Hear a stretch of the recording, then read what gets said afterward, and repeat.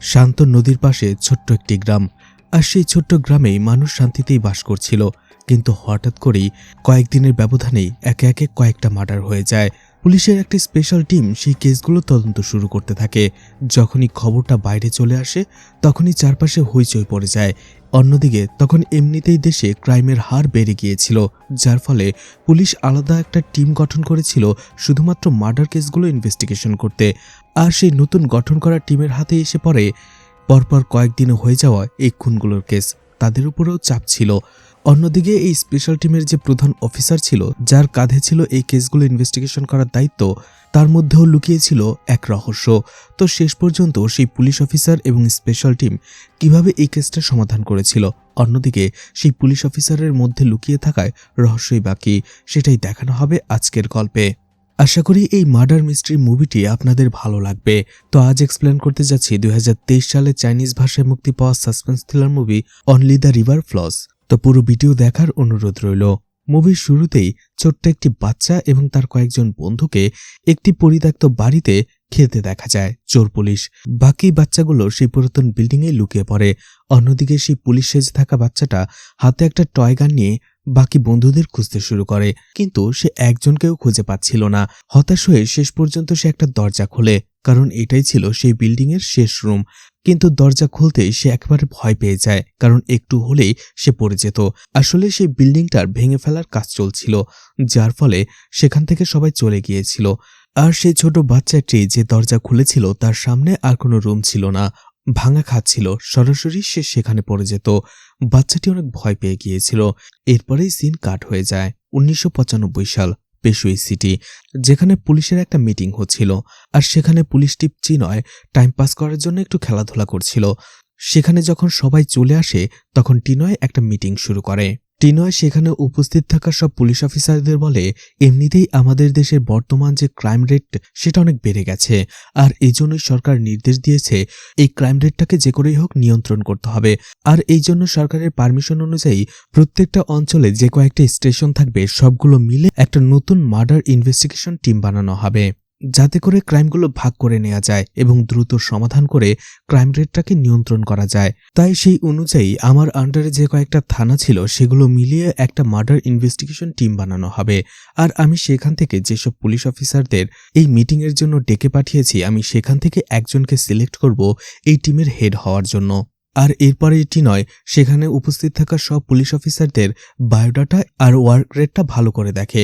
আর এরপরেই ক্যাপ্টেন জেসিনকে সেই টিমের হেড বানায়। বাকিরা সেখান থেকে চলে যায়। টিনয় জেসিনের সাথে কথা বলতে থাকে। এই জেসিন হচ্ছে মুভির শুরুতে দেখানো ছোট্ট সেই বাচ্চাটা, যার ছোট থেকেই পুলিশ অফিসার হওয়ার ইচ্ছে ছিল, আর বড় হয়ে সে একজন পুলিশ অফিসারই হয়েছে। এদিকে টিনয় জেসিনকে বলে, সরকারের পক্ষ থেকে নির্দেশ দেওয়া হলেও তারা বলেছে এই ডিপার্টমেন্টটা যদি ভালো কাজ করে তাহলেই এই ডিপার্টমেন্টকে ভবিষ্যতে খুলে রাখা হবে, নয়তোবা বন্ধ করে দেওয়া হবে। তাই তুমি এই ডিপার্টমেন্টটাকে সচল রাখতে হলে এখানে কাজে মনোযোগ দিতে হবে, আর এটা তোমার ক্যারিয়ারের জন্য ভালো হবে। জেসিন বলে সে তার সর্বোচ্চ চেষ্টা করবে এই টিমটাকে বেস্ট ইনভেস্টিগেশন টিম বানানোর জন্য। কিন্তু পুলিশ স্টেশনে তেমন এই জন্য জায়গা ছিল না, আর এই জন্য তার পরিত্যক্ত বন্ধ একটা সিনেমা হলকে বেছে নেয় এই নতুন টিমের অফিস হিসেবে। সেখানে স্পেশাল টিমের যে কয়েকজন অফিসার ছিল এবং আরও কয়েকজন অফিসার মিলে সেই জায়গাটা পুরোপুরি পরিষ্কার করে ফেলা হয়। সিনেমা হলের স্টেজকে বানানো হয় সেই টিমের মেইন অফিস। আর জিনশিয়ানের অ্যাসিস্ট্যান্ট হিসেবে দায়িত্ব পায় পুলিশ অফিসার মসিন, যে কাজের কাজ কিছুই করে না, তার একটাই উদ্দেশ্য সরকারি চাকরি যেহেতু পেয়েছে বসে বসে বেতন নেবে। জিনসেন দেখতে পায় সেই সিনেমা হলে এখনো আগের অনেক পুরাতন ফিল্মের রিলস পড়ে রয়েছে। যাই হোক, সেই মার্ডার ইনভেস্টিগেশন টিম বানানোর কয়েকদিন কেটে যায়। এরপরে ছোট্ট একটা গ্রামকে দেখানো হয়, যেটা শান্ত একটা নদীকে ঘিরে গড়ে উঠেছিল। তো একদিন বিকেল বেলাতে বৃদ্ধ শিলিনকে দেখা যায় সেই নদীর পাড়ে আসতে। আসলে বিকেল হয়ে গেছে। শিলিন তার হাঁসগুলোকে নদী থেকে নেবার জন্যই নদীর কাছে আসে। সে হাঁসগুলোকে ইশারা করতে থাকে। ঠিক তখনই সে অনুভব করে তার পেছনে কেউ এসে দাঁড়িয়েছে। শিলিন বিপদ অনুভব করে। তার শিরদাঁড়া দিয়ে রক্তের ঠান্ডা স্রোত বয়ে যায়। ঘাড় ঘুরিয়ে তাকাতেই শিলিন শুধু অসহায় দৃষ্টিতে তার দিকে তাকিয়ে থাকে। অন্যদিকে সেই খুনি হাতে বড় একটা দা নিয়ে শিলিনের কাছে এসে দাঁড়িয়েছিল। সিন কাট হয়ে যায়। রাতে বৃষ্টি নামে। জেসিন তার বাসায় ফিরে। অন্যদিকে তার স্ত্রী সারাদিন পরে জেসিনকে দেখে। রেমিন প্রেগনেন্ট ছিল। জেসিন আর রেমিন দুজনেই খুব আগ্রহ নিয়ে বসেছিল তাদের অনাগত সন্তানের জন্য। জেসিন টায়ার্ড ছিল, যার ফলে বাসায় এসেই সে খাবার খেতে শুরু করে। ঠিক তখনই তার টিম তাকে কল করে। আসলে শিনের মার্ডার হয়ে গিয়েছিল, তাকে সেখানেই যেতে বলা হচ্ছে। জেসিনও একটু অপরাধ বোধ করে, কারণ রেমিনের এই সময়ে তার সাপোর্ট প্রয়োজন, কিন্তু রেমিনকে সে একেবারেই সময় দিতে পারছে না। যাই হোক, জেসিন ক্রাইম সিনে চলে আসে। ফরেন্সিক টিম সেখানে চলে আসে আর সেখান থেকে শিলিনের লাশ থেকে এভিডেন্স কালেক্ট করতে থাকে। আশপাশটা ভালো করে খোঁজা হয়, কিন্তু মার্ডারটা খুব নিখুঁতভাবে করা হয়েছিল। কোনো এভিডেন্সই সেখান থেকে পাওয়া যাচ্ছিল না, এমনকি মার্ডার ওয়েপনও পাওয়া যাচ্ছিল না। এদিকে জেসনকে মসিন বলে সে খোঁজ নিয়ে জানতে পেরেছে এই বৃদ্ধ মহিলার বাসায় একটি ছেলেও থাকত, আর সেই ছেলেটিকে সবাই ম্যাডম্যান বলতো। আসলে এটা সেই বৃদ্ধ মহিলা শিলিনের নিজের ছেলে নয়, বরং পালিত ছেলে। সবাই তাকে ম্যাডম্যান বলতো, তারও একটা কারণ ছিল, সে একটু পাগলাটে টাইপের ছিল। আর শিলিনের মৃত্যুর পরে সেই ম্যাডম্যানকে আর খুঁজে পাওয়া যাচ্ছে না। এদিকে পুলিশ অনেক খোঁজাখুঁজি করার পরে একটা লেডিস ব্যাগ খুঁজে পেয়েছে, যেটার ভেতরে একটা ক্যাসেট এবং কিছু মেকআপ কিট ছিল। জেসিন বুঝতে পারছিল না শিলিনের মতো একজন গরিব বৃদ্ধ মহিলাকে কেন কেউ খুন করবে। এরপরেই পোকোকে সেখানে ডাকা হয়। এই ছোট্ট বাচ্চা পোকোই শিলিনের লাশটা প্রথম দেখেছিল। জেসন তাকে বলে সে কিভাবে লাশটা দেখেছে। পোকো তখন বলে আসলে সে খেলাধুলা শেষ করেই বাড়ি ফিরছিল সন্ধ্যায়, আর ঠিক তখনই সে শিলিনের লাশটা এখানে পড়ে থাকতে দেখে। প্রথমেই সে তার বাবাকে বলেছে, কিন্তু তার বাবা তার কথা বিশ্বাস করেনি, আর এই জন্য পোকো আবারও ফিরে আসে তার বন্ধুদের কাছে এবং তাদেরকে জানিয়েছে। জেসন তাকে জিজ্ঞেস করে লাশটা সে কখন দেখেছে। পোকো বলে সন্ধ্যা 7টায়। এদিকে ফরেন্সিক অফিসাররা জেসনকে জানিয়েছিল শিলিনের মৃত্যুটা হয়েছে 4টা থেকে 6টার মধ্যে। এদিকে পোকো জেসনের কাছে আসে আর বলে তারা যদি খুনিকে ধরতে পারে তারা যেন পোকোকে দেখায়, সে হয়তোবা সেই খুনিকে চিনতেও পারে। পরদিনই নদীর সেই অংশটা ভালো করে খোঁজা হয়, কিন্তু কোথাও মার্ডার ওয়েপন খুঁজে পাওয়া যায় না। এরপরে জেসিন চলে আসে লোকাল পুলিশ স্টেশনে এবং শিলিংয়ের ব্যাপারে জিজ্ঞেস করে। সেই পুলিশ অফিসার বলে শিলিং একেবারে বৃদ্ধ মহিলা ছিল, অসহায়, তার সাথে কারো কোনো ঝগড়া ছিল না। অন্যদিকে তার বাসায় তার যে পালিত ছেলেটা ছিল, যাকে সবাই ম্যাডম্যান বলতো, তার ব্যাপারেও আমরা কোনো ইনফরমেশন পাইনি। কোথা থেকে তাকে দত্তক নিয়ে আসা হয়েছে আর এখন সে কোথায় আছে কিছুই জানা যায়নি। শুধু একটা ইনফরমেশনই জানা গিয়েছে, কয়েক বছর আগে এই ম্যাডম্যান হঠাৎ করেই শিলিনের বাড়িতে দেখা যায় এবং শিলিন তাকে ছেলে হিসেবে সবাইকে পরিচয় করিয়ে দেয়।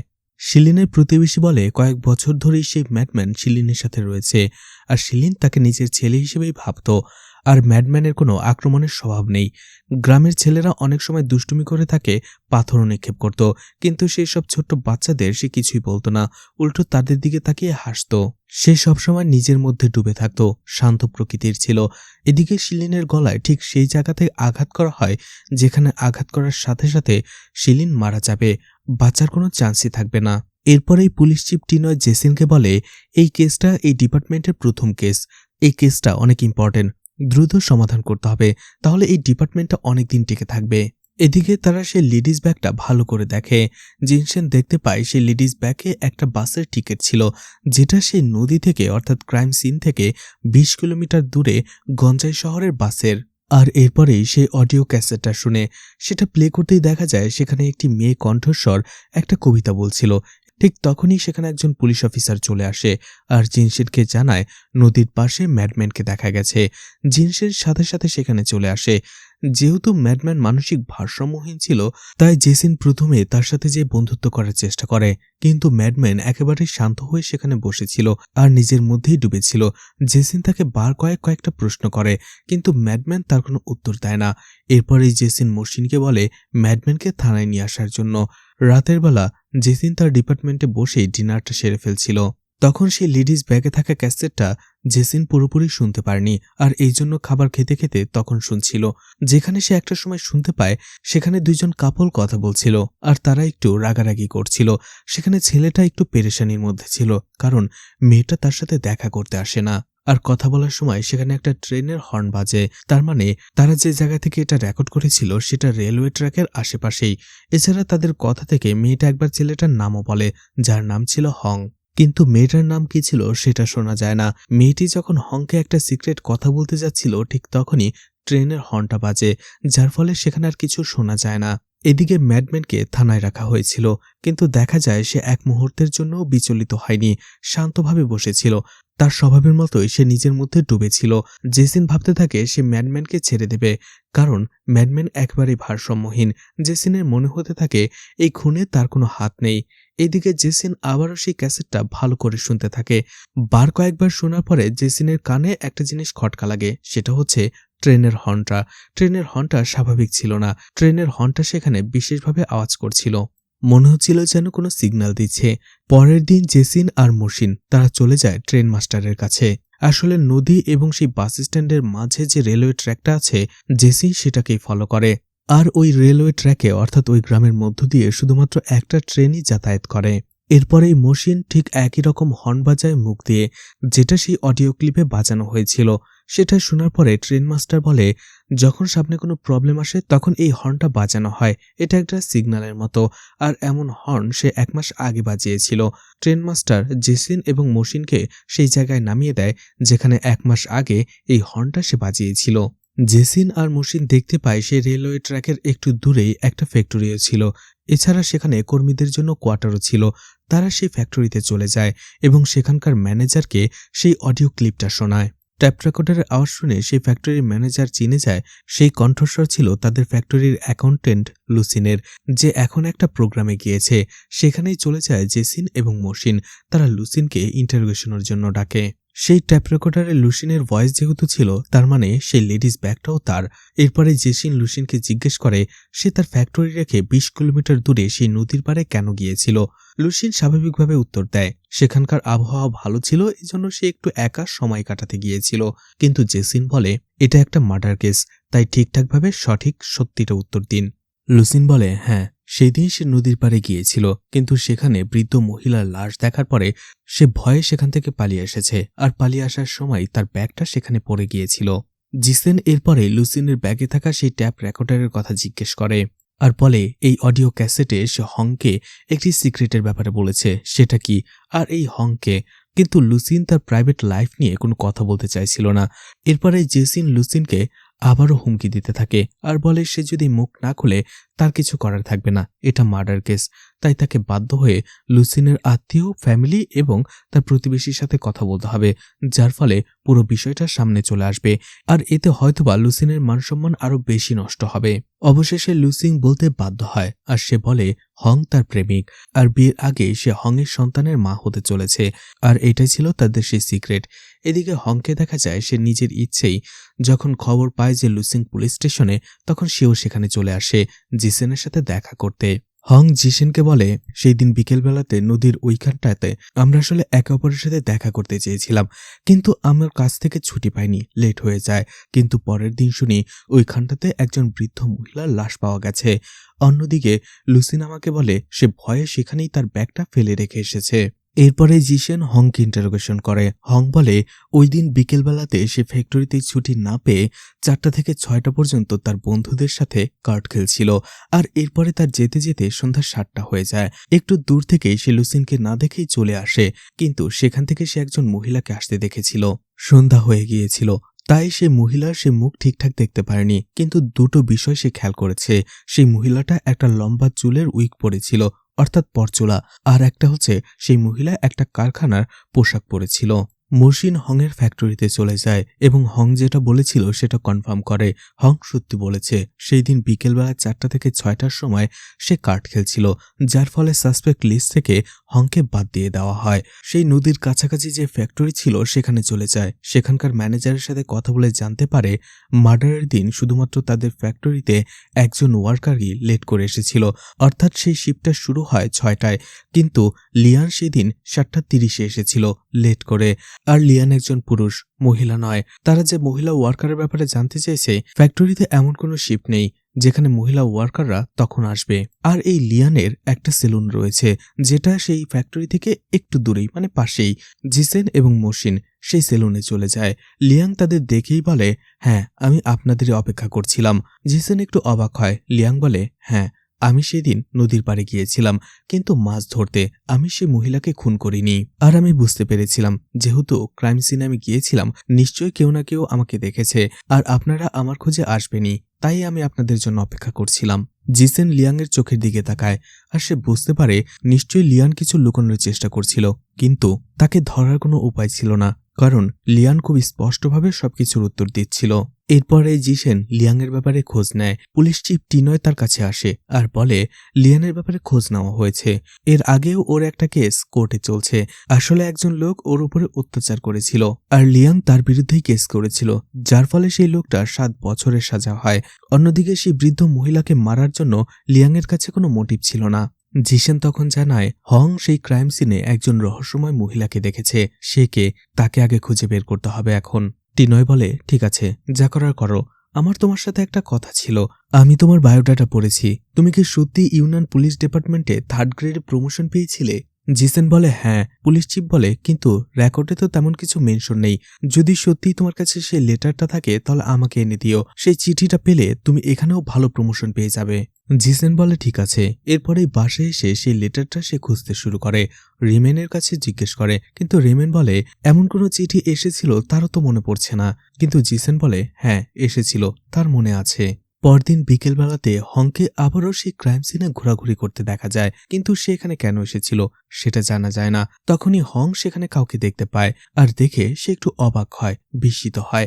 আর এর কিছুক্ষণ পরে জানা যায় সেই ক্রাইম সিনের সেখানেই হংয়েরও লাশ পাওয়া গেছে আর পাশে একটা চিঠিও পড়েছিল।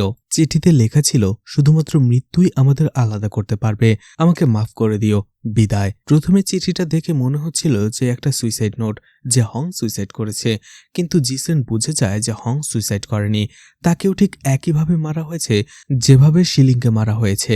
এরপরে জিসেন এবং মসিন চলে আসে লুসেনের বাসায়। লুসেনকে হংয়ের মৃত্যুর খবর দেয়। লুসেন একেবারেই ভেঙে পড়ে মৃত্যুর খবর শুনে। লুসেন জানায় আজকে তাদের সেখানে দেখা করার কথা ছিল, কিন্তু সেই দিন তাকে থানায় জিজ্ঞাসাবাদ করার পরে তার মা জেনে ফেলেছিল তার এবং হংয়ের ব্যাপারটা। এজন্য তার মা তাকে হুমকি দিয়ে বাসায় রেখে দিয়েছিল।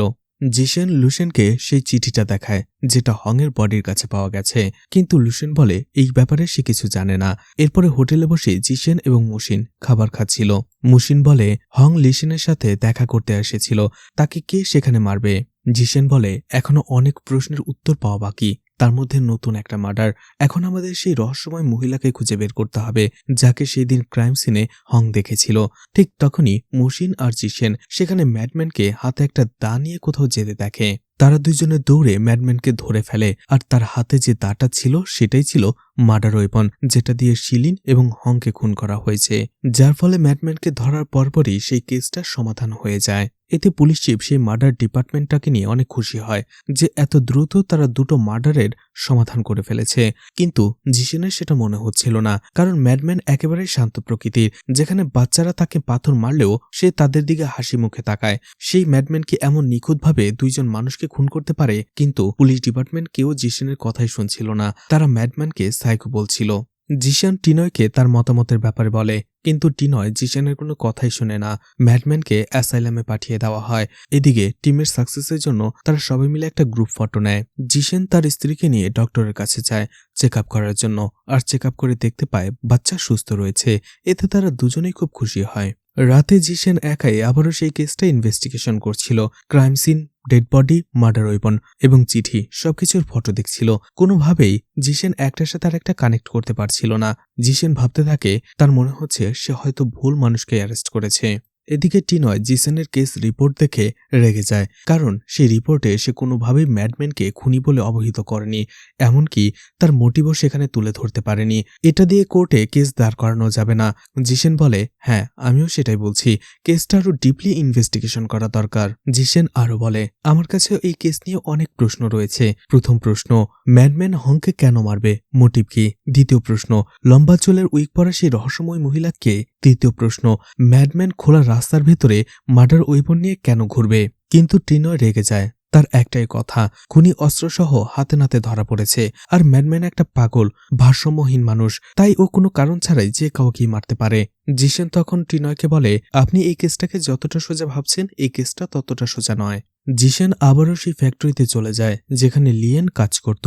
সেখানে সেই ফ্যাক্টরিতে যেসব মহিলারা কাজ করত সে তাদের সবাইকে জিজ্ঞাসাবাদ করে, কিন্তু ওই দিন তারা সবাই ফ্যাক্টরিতেই ছিল, সেটার প্রমাণও ছিল। জিশেন সেখানেই বসেছিল। হঠাৎ করেই তার চোখ পড়ে লিয়েনের সেলুনের উপরে, যেটা বন্ধ ছিল। এরপরে জিশেন চলে যায় লিয়েনের বাসায়। লিয়াং একজন পুলিশ অফিসারকে তার বাসায় দেখে নার্ভাস হয়ে যায়। জিশেন লিয়ানকে বলে, লম্বা উইক পরে এমন কোনো মহিলাকে তুমি চেনো? লিয়েন বলে, ফ্যাক্টরিতে কোনো মহিলাই লম্বা উইক পরে না। জিশেন সেখানে কিছু বসে ভাবছিল। তখনই লিয়েন হতাশ হয়ে পড়ে জিশেনের এই জিজ্ঞাসাবাদে আর বলে, আপনি আমাকে অ্যারেস্ট করে নিন। জিশেন বলে, কেন? তুমি তো নির্দোষ, তোমাকে কেন অ্যারেস্ট করব? জিশেন সেখান থেকে চলে আসে। পরদিনই জিশেন খবর পায় লিয়ান ঘুমের ওষুধ খেয়ে সুইসাইড করার চেষ্টা করেছিল। জিশেন এবং মসিন হসপিটালে চলে যায়, কিন্তু সেখানে যে ডক্টরদের সাথে কথা বলে জানতে পারে লিয়েনের ট্রিটমেন্ট ততক্ষণ না পর্যন্ত শুরু করা যাবে যতক্ষণ পর্যন্ত লিয়েনের পরিবারের একজন এসে ফর্মে সাইন করবে। জিশেন এরপরে নিজেই লিয়ানের আত্মীয় হিসেবে ফর্মে সাইন করে। তার ট্রিটমেন্ট শুরু হয়। জিসেন বুঝতে পারছিল না লিয়েন কেন সুইসাইড করতে চাইছিল, আর এই জন্য সে তার বাড়ির তল্লাশি নেয়। সেখানে সে মেয়েদের মেকআপ কিট দেখতে পায় অনেক, এছাড়া একটা বড় ব্যাগে মেয়েদের কাপড় চোপড়, আর সবথেকে বড় কথা সেই লম্বা চুলের উইক পায় সে। এরপরেই লিয়েনের ব্যাপারে খোঁজ নিতে শুরু করে হসপিটালে, আর সেখান থেকেই জিসেন জানতে পারে লিয়েন একজন ট্রান্সজেন্ডার, অর্থাৎ সে মেয়ে থেকে পুরুষ হয়েছে। কিন্তু পুরুষ হওয়ার পরেও সে মনে মনে হংকে ভালোবেসেছিল, কিন্তু হংয়ের এমন অকাল মৃত্যুতে সে ডিপ্রেশনে চলে যায়, আর এই জন্যই সে সুইসাইড করার চেষ্টা করেছিল। এদিকে জিসেন আগে যে থানায় কাজ করত সেই ডিপার্টমেন্টে তার এক পুরনো বন্ধুকে কল করে আর বলে, আমার যে সেখানে 3rd গ্রেডের একটা প্রমোশন হয়েছিল, তোমার কি সেটার কথা মনে আছে? জিসেনের বন্ধু বলে, তোমার এমন কোনো প্রমোশন হয়নি। আসলে যখনই তুমি অনেক বেশি মদ খেয়ে ফেলো তখনই প্রমোশন পাওয়ার নাটক করতে শুরু করো। কথাটা শুনে হতাশ হয়ে ফোন রেখে দেয় জিসেন। এরপরে জিসেন তার স্ত্রীকে নিয়ে আবারও হসপিটালে যায় চেক আপ করার জন্য, কিন্তু এবার বাচ্চাকে চেক আপ করার পরে এবং সব রিপোর্ট দেখার পরে ডক্টর বলে বাচ্চার মধ্যে অ্যাবনর্মালিটির লক্ষণ রয়েছে, হয়তো এটা কোনো জেনেটিক প্রবলেম, অর্থাৎ বাবা আর মায়ের ব্লাডের মধ্যে যে কোনো একজনের এই সমস্যাটা রয়েছে, তাই বাচ্চাটাকে অ্যাবর্শন করে ফেলাই ভালো। কথাটা শুনে রিমেন রাগ করে সেখান থেকে চলে আসে। আসলে ডক্টরের কথা শোনার পর থেকে রিমেন ডিপ্রেশনে চলে গিয়েছিল। রেমিন বাসায় আসার পরে জেসেনকে সোজা জানিয়ে দেয় এই বাচ্চাটা সে নষ্ট করবে না, এই বাচ্চাটাকে সে পৃথিবীর মুখ দেখাবে। কিছুক্ষণ পরেই সেখানে মসিন চলে আসে, জিসেনকে নিয়ে যায়, কারণ সেই ছোট বাচ্চা পোকোর খুন হয়ে গেছে। ক্রাইম সিনে আসার পরে জেসেন জানতে পারে পোকোর ডেড বডিটা এখনো পাওয়া যায়নি, কিন্তু সেখানে নদীতে তার একটা জুতো ভাসছিল। অন্যদিকে এবার একজন প্রত্যক্ষ সাক্ষীও রয়েছে, যে লোকটা ম্যাডম্যানকে পোকোর মাথায় একটা ভারী পাথর দিয়ে আঘাত করতে দেখেছে। কিন্তু যখনই জিসেন সেই লোকটাকে জিজ্ঞাসাবাদ করে, সেই লোকটা বলে আসলে সে শিওর না, দূর থেকে দেখেছে তো, আর নতুন চশমাটাতে তার পাওয়ারটাও ঠিক ছিল না, যার ফলে সে ক্লিয়ারলি দেখতে পায়নি যে সেটা ম্যাডম্যান ছিল কিনা। জিসেনের মনে কনফিডেন্স ছিল যে ম্যাডম্যান সেটা ছিল না, কারণ হচ্ছে ম্যাডম্যান তো অ্যাসাইলামে। ঠিক তখনই মসিন সেখানে দৌড়ে চলে আসে আর বলে ম্যাডম্যান অ্যাসাইলাম থেকে পালিয়েছে। আর এরপরেই পুলিশ সেখানে আশপাশটায় অনেক খোঁজাখুঁজি করে, কিন্তু পোকোর ডেড বডি কোথাও খুঁজে পাওয়া যায় না। একটা সময় খুঁজতে খুঁজতে তারা শিলেনের বাসায় পৌঁছে যায়। সেই রুমটা সার্চ করে, তখনই জিসেন সেখানে একটা চাবুকের মতো কিছু একটা দেখতে পায়। তখনই জিসেনের শিলেনের ডেড বডির কথা মনে পড়ে। সেখানে ফরেন্সিক ডক্টর বলেছিল তার পিঠে এবং শরীরে অনেক চাবুকের আঘাত ছিল। জিসেন তখন বুঝতে পারে শিলেনও একজন সাইকো মহিলা ছিল, যে ম্যাডম্যানকে দিয়ে নিজের শরীরেই চাবুক মারিয়ে নিজেই সন্তুষ্টি পেত, আর এটা তার এক ধরনের ফ্যান্টাসি ছিল। এদিকে পুলিশ চিফ টিনয় একটা মিটিংয়ে এই ব্যাপারগুলো পুলিশ কমিশনারের সামনে রাখে, কিন্তু পুলিশ কমিশনার উল্টো রেগে যায় আর বলে এই কেসে হাতে নাতে ধরা খুনি ম্যাডম্যানকে তারা না ধরে কেন কেসটা এদিক সেদিক ঘোরাচ্ছে। তারা কেন ম্যাডম্যানকে ধরার পরে কোর্টে চালান করেনি। তাদের এই কেস ঘোরানোর চক্করে ম্যাডম্যান অ্যাসাইলাম থেকে পালিয়ে যে আরও একটা মার্ডার করে বসেছে।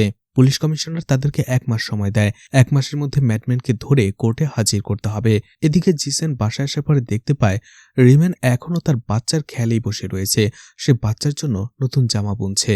জিসেন রিমেনকে বলে যদি বাচ্চা অস্বাভাবিক হয়, অ্যাবনর্মাল হয়, রিমেন বলে না, সেটা হবে না, তার বিশ্বাস রয়েছে। জিসেন সেখান থেকে রেগে চলে আসে।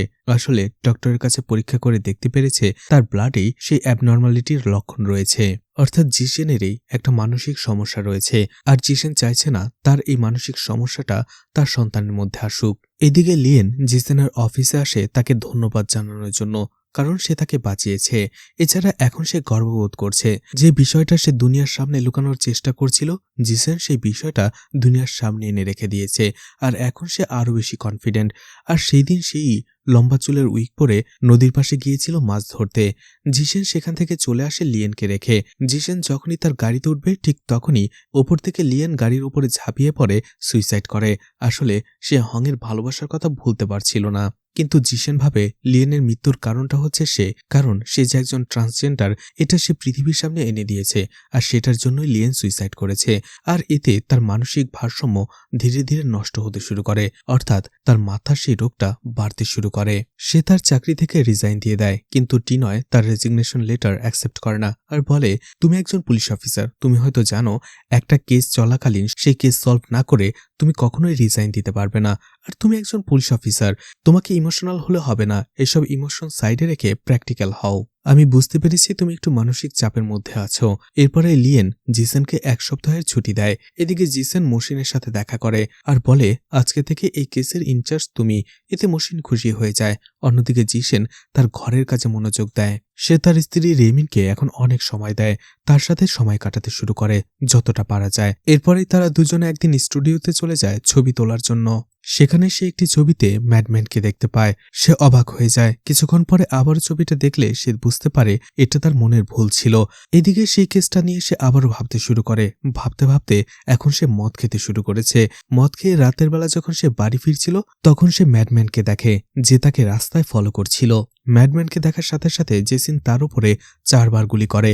এরপরে জেসিন টিনয়ের সাথে দেখা করে আর বলে সে ম্যাডম্যানকে দেখেছিল এবং ম্যাডম্যানকে দেখার সাথে সাথে সে 4 বার তাকে গুলি করেছে।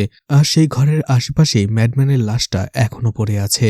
টিনয় জিসেনের গানটা বের করতে বলে। এরপরে তার গানের বুলেটগুলো গুনতে বলে। জিসেন বুলেট গুনার পরে দেখে সেখানে একটা বুলেটও খরচ হয়নি, অর্থাৎ রাস্তার মধ্যে ম্যাডম্যানকে দেখা, গুলি করে তাকে মেরে ফেলা, এই সব কিছুই ছিল জিসেনের হ্যালুসিনেশন। জেসিন ধীরে ধীরে ডিপ্রেশনে চলে যেতে থাকে আর একটা সময় ভাবতে শুরু করে সে নিজেই এই মার্ডারগুলো করেছে। সে পাগল হয়ে যায় দিনে দিনে।